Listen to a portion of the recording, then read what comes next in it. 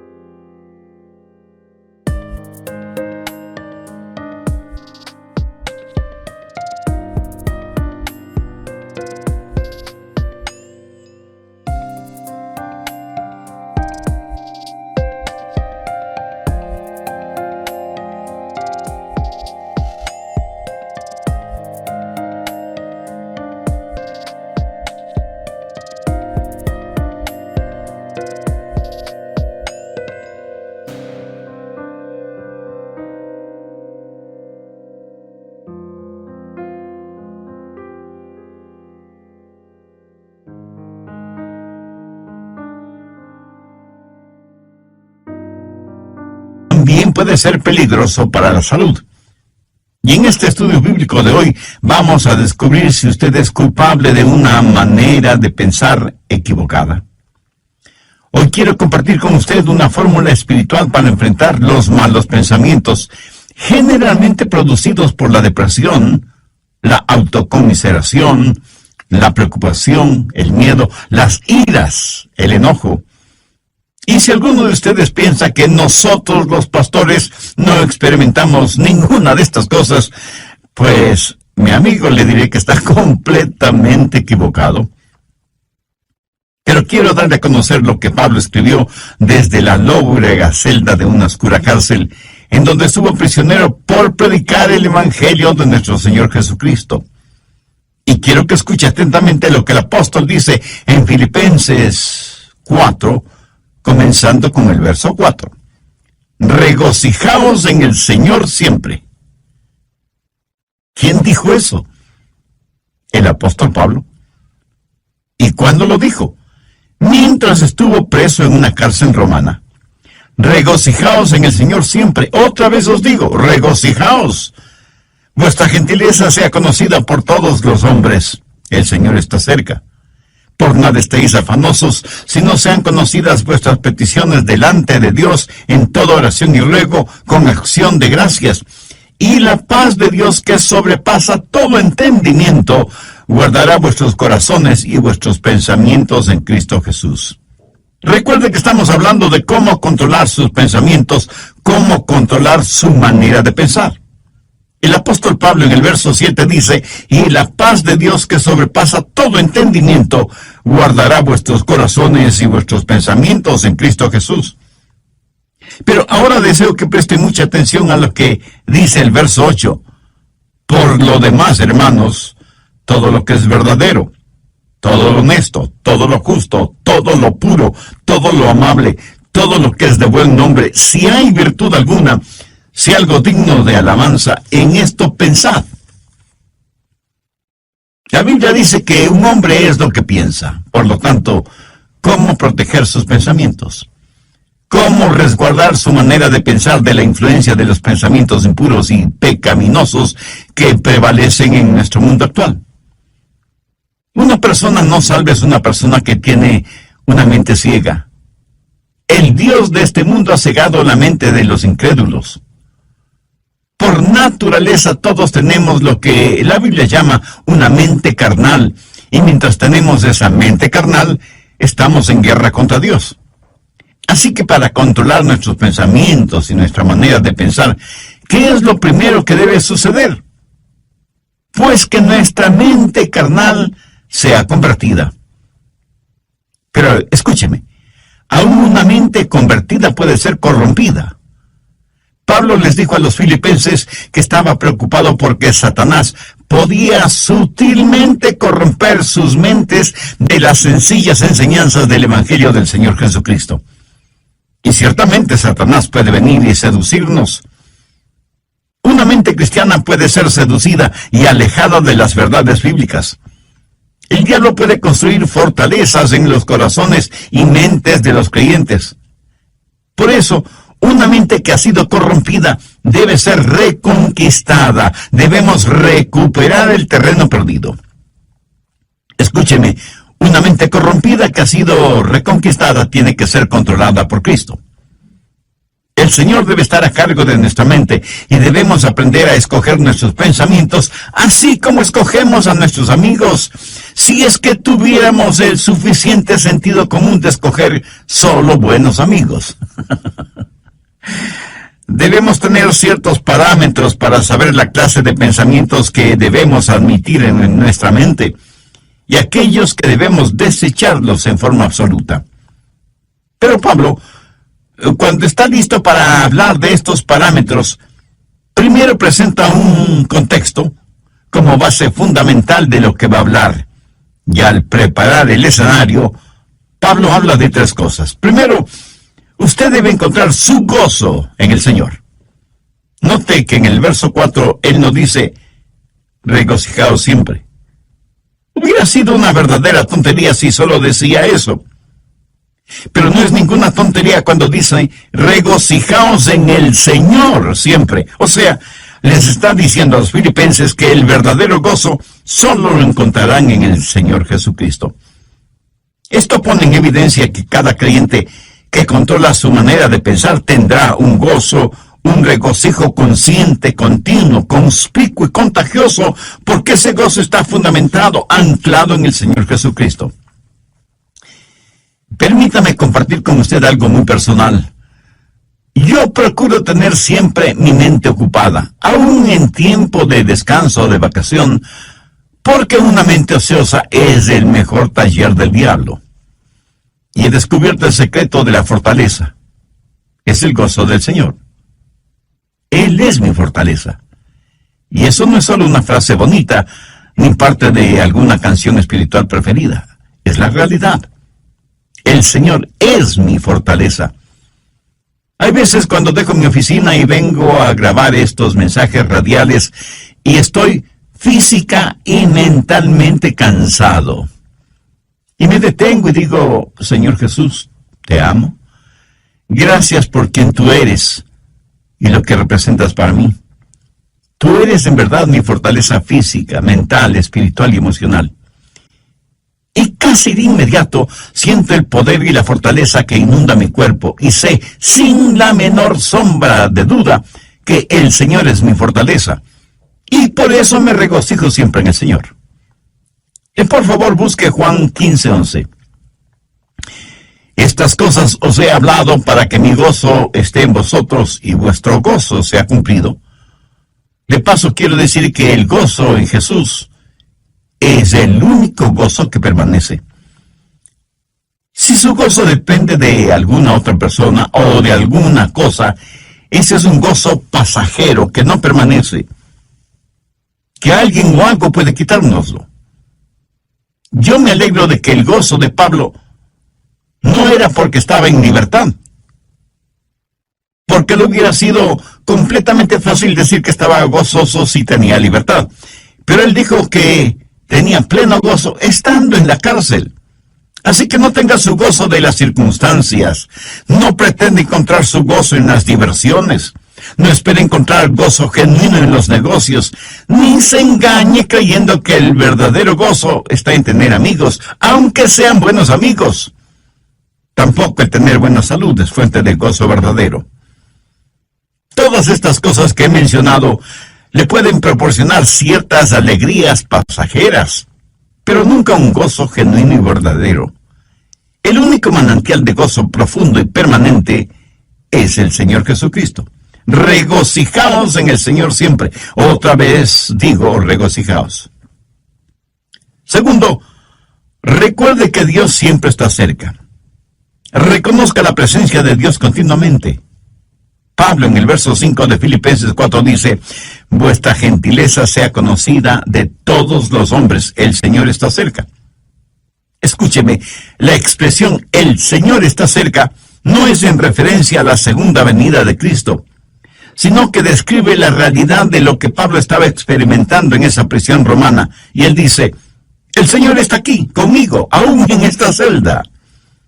En Juan 14:16, el Señor Jesús dijo, y yo rogaré al Padre, y os dará otro consolador, para que esté con vosotros para siempre. La forma de tener una saludable actitud mental es encontrando gozo en el Señor y estar consciente de la constante presencia de Dios. Cuando usted hace esto, lo maravilloso es que Jesús le ayuda a llevar sus problemas. Es como si Pablo estuviera diciendo, aunque estoy aquí en la prisión, el Señor Jesús está conmigo. ¿Sabe? El Señor Jesús no vino para sacarle de los problemas, sino para vivir esos problemas con usted.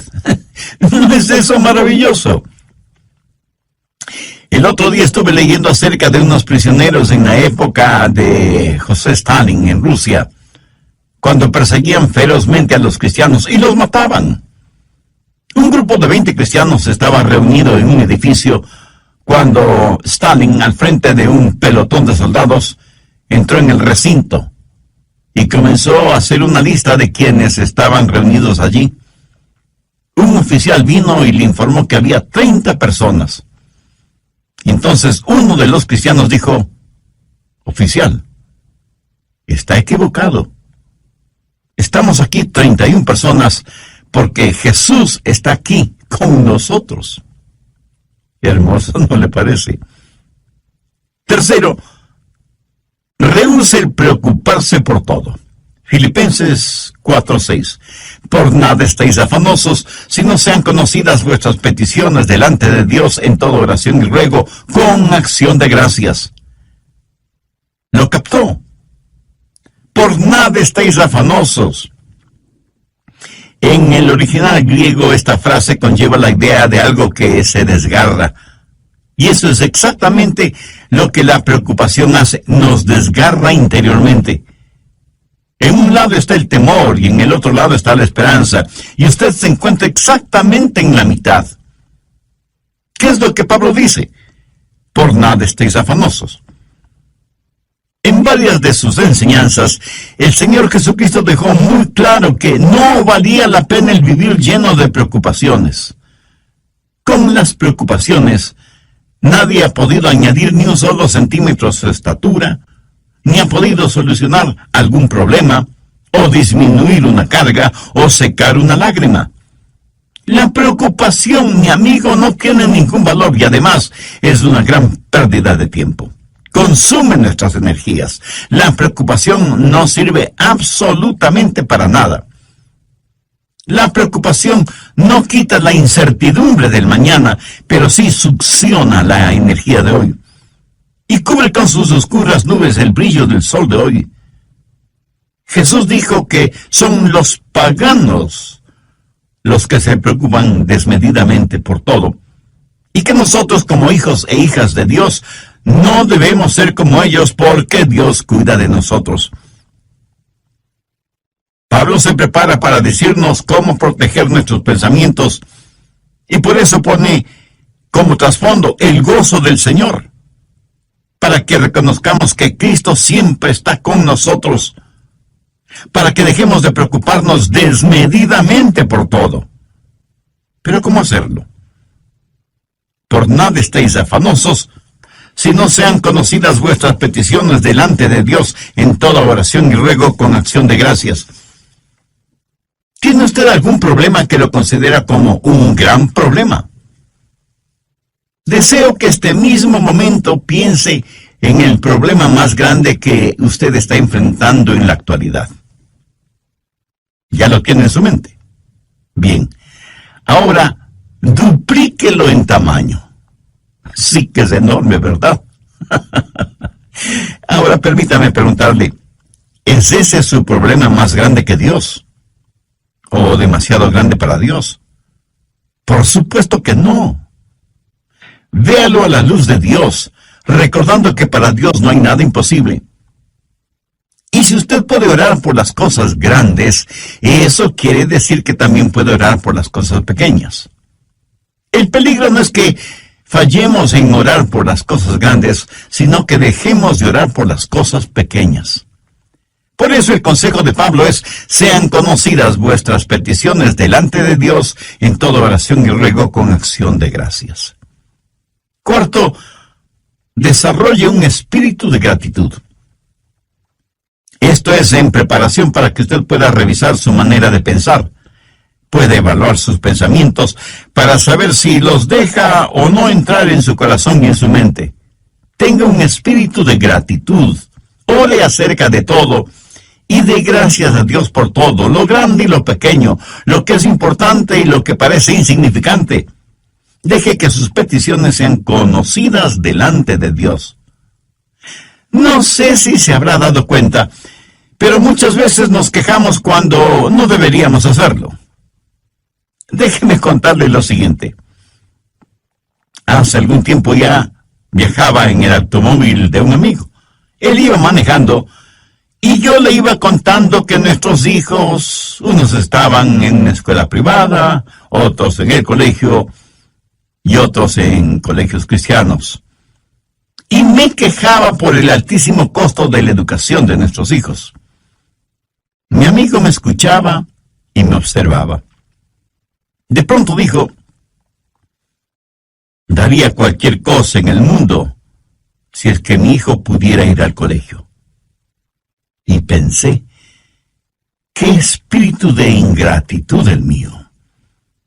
Mi amigo tenía un hijo rebelde, lo que generalmente decimos una oveja negra.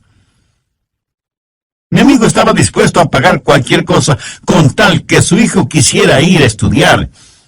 Y aquí estaba yo quejándome amargamente de cuán cara era la educación de mis hijos. Paradójico, ¿no le parece? ¿Alguna vez se ha quejado porque tiene que lavar o secar los platos? Hay muchas personas en muchos países del mundo que les gustaría tener platos aunque fueran sucios. ¿Me escuchó? Quiero decir que los platos sucios son una señal de que usted tuvo algo en qué comer. Una cuchara, un tenedor, cuchillo para comer. Mi amigo, hay millones de personas que usan sus manos, sus dedos para comer y ni siquiera tienen agua para lavarlas después. Hay que saber cultivar un espíritu de genuina gratitud hacia Dios. Ahora, todo esto no es más que el escenario para saber cómo controlar sus pensamientos. Gozo en el Señor. Note que en el verso 4, Pablo nos dice: regocijaos siempre. Hubiera sido una verdadera tontería si solo decía eso. Pero no es ninguna tontería cuando dice: regocijaos en el Señor siempre. O sea, les está diciendo a los filipenses que el verdadero gozo solo lo encontrarán en el Señor Jesucristo. Esto pone en evidencia que cada creyente que controla su manera de pensar tendrá un gozo, un regocijo consciente, continuo, conspicuo y contagioso, porque ese gozo está fundamentado, anclado en el Señor Jesucristo. Segundo, recuerde que Dios siempre está cerca. Reconozca la presencia de Dios continuamente. Pablo en el verso 5 de Filipenses 4 dice: vuestra gentileza sea conocida de todos los hombres, el Señor está cerca.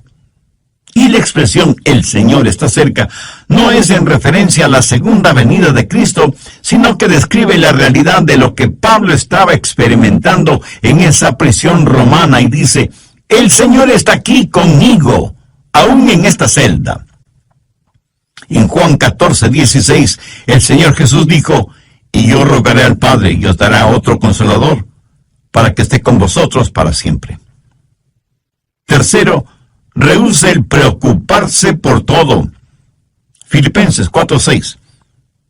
Por nada estéis afanosos, sino sean conocidas vuestras peticiones delante de Dios en toda oración y ruego con acción de gracias. ¿Lo captó? Por nada estéis afanosos. En el original griego esta frase conlleva la idea de algo que se desgarra. Y eso es exactamente lo que la preocupación hace, nos desgarra interiormente. En un lado está el temor y en el otro lado está la esperanza. Y usted se encuentra exactamente en la mitad. ¿Qué es lo que Pablo dice? Por nada estéis afanosos. Cuarto, desarrolle un espíritu de gratitud. Tenga un espíritu de gratitud.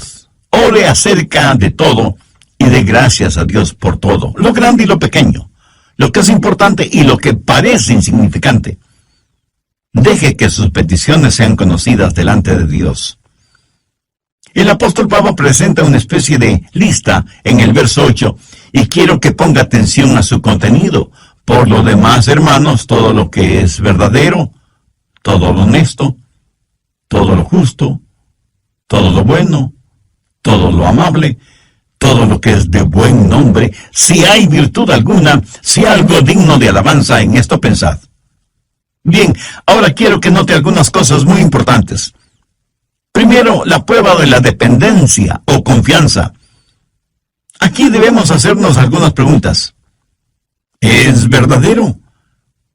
¿Puedo confiar en eso? ¿Puedo depender de eso? Todo lo que es verdadero. ¿Sabe que vivimos en una generación que no pregunta si algo es verdadero? La pregunta importante en nuestros días es, ¿trabaja? ¿Da resultado? No deje que ninguna cosa prohibida penetre en los recintos de su mente y que cómodamente se instale allí. No la absorba en su corazón, ni la haga parte de su filosofía de la vida. Si algo no es genuino o verdadero, no permita que sea parte de su forma de pensar. Evalúelo todo, de acuerdo, porque hemos desconectado los puestos de seguridad. Y sencillamente vamos de aquí para allá sin que nada aparentemente nos moleste. Pero Pablo dice que hay ciertas cosas que no deben pasar por la puerta de nuestra mente. Cualquier cosa que no nos inspira confianza o respeto, o que levanta una bandera de sospecha, ni siquiera debe merodear la periferia de nuestros pensamientos. El apóstol también hace mención a todo lo puro, y puro significa algo que está libre de cualquier contaminación, algo libre de manchas o suciedad. Esto en referencia a objetos o animales. ¿Es esto lo suficientemente puro como para ser usado en la adoración a Dios? ¿Es esto lo suficientemente puro como para ser ofrecido a Dios? Estas preguntas nos llevan al siguiente punto. Cuarto, la prueba de la reverencia. Todo lo que es puro. ¿Es esto algo de lo cual no me avergüenzo de ofrecérselo a Dios? Escúcheme, puede tomar cierta historia o cierta película o cierta música o cierta literatura o ciertas amistades o ciertos hábitos y decir, Señor, con esto te adoro. Estoy seguro que alguien me dirá, Pastor, ¿no estamos supuestos a adorar a Dios con todas las cosas?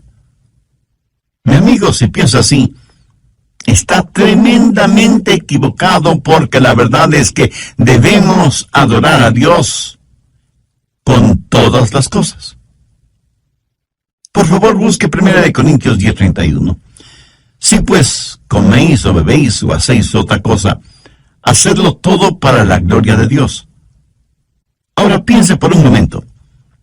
¿Son sus amistades, sus pasatiempos, su trabajo y aún su propia familia algo con lo cual usted podría decir, Señor, te lo ofrezco a ti? Hace algún tiempo estuve en una conferencia bíblica en otra ciudad y tuve la oportunidad de ver la cadena de montañas conocida como Montañas Azules. Justo en la estación del año, cuando las hojas de los árboles se vuelven amarillas, rojas, azules, doradas y en fin, tienen todos los colores del arco iris. Mi esposa y yo nos quedamos asombrados y maravillados de ver la creación de Dios en toda su espléndida belleza. Y me acuerdo que dije, Señor, esta es una extraordinaria experiencia que me mueve a adorarte más y más. Este buen tiempo que nos permites tener, este regocijo espiritual interno, esta belleza que nos rodea, que proviene de ti, todo te lo dedico a ti, porque no solo está lleno de armonía y de encanto, sino de inmaculada pureza. Señor, tú eres digno de nuestra adoración. Amigo, escúcheme. Si cualquier cosa que usted hace no pasa la prueba de la reverencia, o sea, no es algo que pueda ofrecerle a Dios, no se atreva a insultar a Dios presentándosela. Si cualquier relación personal o actividad o recreación o negocios o lo que sea no tiene el distintivo de reverencia hacia Dios, ni siquiera lo piense. Quinto, la prueba de la relación. Pablo continúa diciendo, todo lo que es de buen nombre. En el original griego, esta frase literalmente dice, aquellas personas o cosas que causan que se las ame. ¿Qué es lo que causa que usted ame? Si piensa en aquello que causa que usted critique injustamente, o que provoca división entre otras personas, eso es erróneo, negativo, malo. Todo lo que es de buen nombre tiene la connotación de ser guiados hacia el amor. Lo que piensa le guía hacia el amor. Tal vez alguien me pregunte, pastor, ¿y eso significa que tengo que aprobar lo que otras personas hacen? Sí y no. Si lo que hacen es bueno, beneficioso, ejemplar, útil, usted lo aprueba.